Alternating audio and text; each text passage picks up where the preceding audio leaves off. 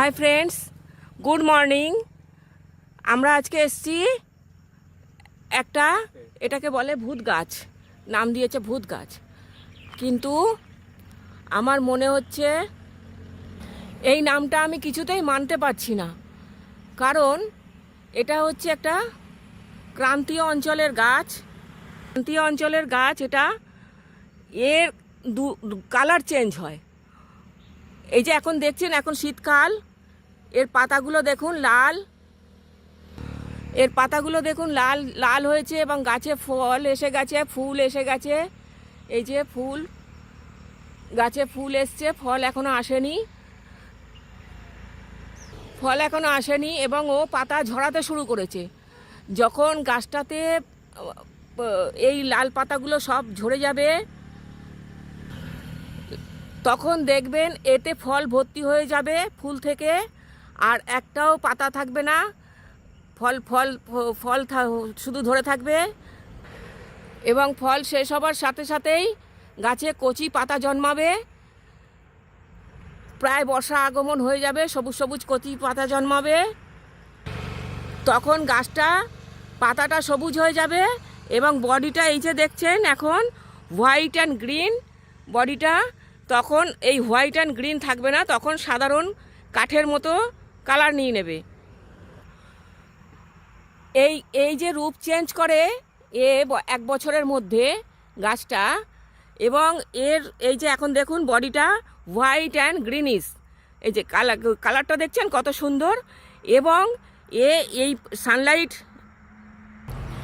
এবং এই যে দেখছেন এটা কাণ্ডটা, এই কাণ্ডটাতে যখন পড়ন্ত সূর্যের রোদ্দুর পড়ে,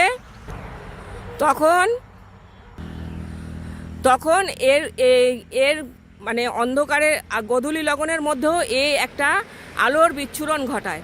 মানে গাছটার এই এরিয়াটা সেখানটাতে একটা মানে আলোর বিচ্ছুরণ হয়ে থাকে।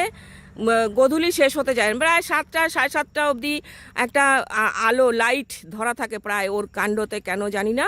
মানে কাণ্ড থেকে এরকম একটা লাইটের আভা বেরোয়, আলোর আভা, এবং এই কাণ্ডটাই হচ্ছে রং পরিবর্তন করে।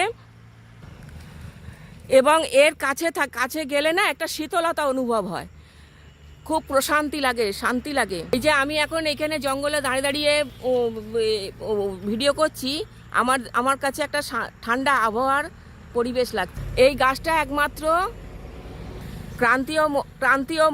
ক্রান্তীয় মালভূমি অঞ্চলেই দেখা যায়। এরা খুব রুক্ষ প্রকৃতিতে জন্মায়, এদের বেশি জলের দরকার হয় না, সেই জন্যই লোকে একে ভূত গাছ বলে ডাকে। কিন্তু আমার কোনো গাছকে এইসব ভূত, এ তো দেহ রয়েছে, এ তো শ্বাস শ্বসন করছে, শ্বসন প্রক্রিয়া করছে, প্রকৃতিকে অক্সিজেন দিচ্ছে। আমার কোনো গাছকে এরকম বাজে কথা বলতে ভালো লাগে না, আমি সেই জন্য একে ভূত গাছ বলতে নারাজ। Thank you. একটা জীবন্ত জিনিসকে এরকম বলা আমি মোটেও পছন্দ করি না। Thank you. ভিডিওটা ভালো লাগলে অবশ্যই একটা লাইক, শেয়ার, কমেন্ট করবেন এবং আমার চ্যানেলটাকে সাবস্ক্রাইব করবেন, আমার পাশে থাকবেন।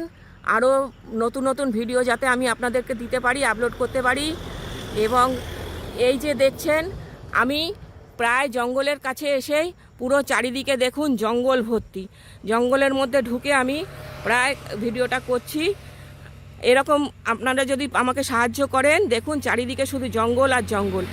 আমি আপনাদেরকে আরও অনেক নতুন নতুন জিনিস, এখানে অনেক নতুন নতুন অজানা গাছ আছে, দেখাবো। Thank you.